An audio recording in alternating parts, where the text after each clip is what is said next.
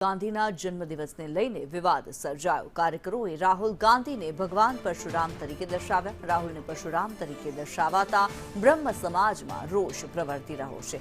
રાહુલની ભગવાન સાથે સરખામણી કરવાથી નારાજગી જોવા મળી।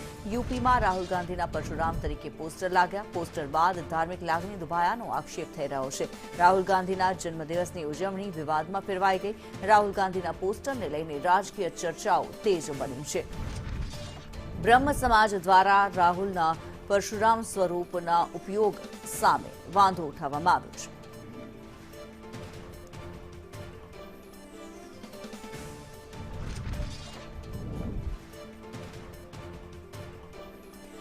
રાહુલ ગાંધીનો જન્મદિવસ અને રાહુલ ગાંધીને પરશુરામના રૂપમાં દર્શાવવામાં આવ્યા। રાહુલને પરશુરામ તરીકે દર્શાવાતા બ્રહ્મ સમાજમાં રોષ પ્રવર્તી રહ્યો છે। રાહુલ ગાંધીને ભગવાન પરશુરામ તરીકે પોસ્ટરમાં દર્શાવવામાં આવ્યા। ઉપર દુગ્ધાભિષેક કરવામાં આવ્યો। राहुल जी को जन्मदिन की बधाई हो, राहुल जी को जन्मदिन की बधाई हो, राहुल जी को जन्मदिन की बधाई हो।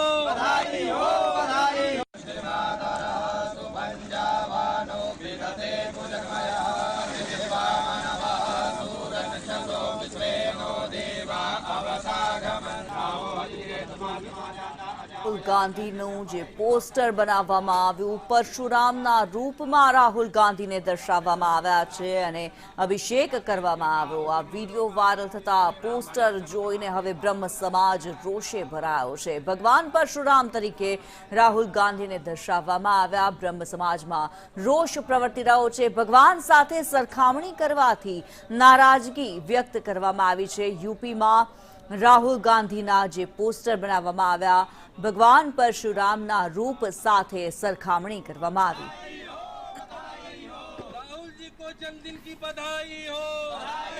ત્યારે બ્રહ્મ સમાજ અગ્રણી યજ્ઞેશ દવે અત્યારે અમારી સાથે જોડાયેલા છે। યજ્ઞેશભાઈ, જે પ્રમાણે આ વિડીયો અને પોસ્ટર્સ સામે આવ્યા છે, રાહુલ ગાંધીને પરશુરામ તરીકે દર્શાવવામાં આવ્યા। રાહુલ ગાંધીના ચમચાઓ જે પ્રમાણે એમના જન્મદિવસની ઉજવણીમાં ભાન ભૂલ્યા છે અને બ્રાહ્મણોના ઈષ્ટદેવ તથા ભગવાન વિષ્ણુના છઠ્ઠા અવતાર એવા ભગવાન પરશુરામ દાદાને સાથે સરખામણી કરી અને ભગવાન પરશુરામ દાદાની તસવીરની ઉપર રાહુલ ગાંધીનું મુખ ગોઠવી અને રાહુલ ગાંધીને ભગવાન પરશુરામ દાદા તરીકે દર્શાવી અને જે પ્રમાણે ભગવાન પરશુરામ દાદાનું અપમાન કર્યું છે, સમગ્ર બ્રાહ્મણ સમાજનું અપમાન કર્યું છે।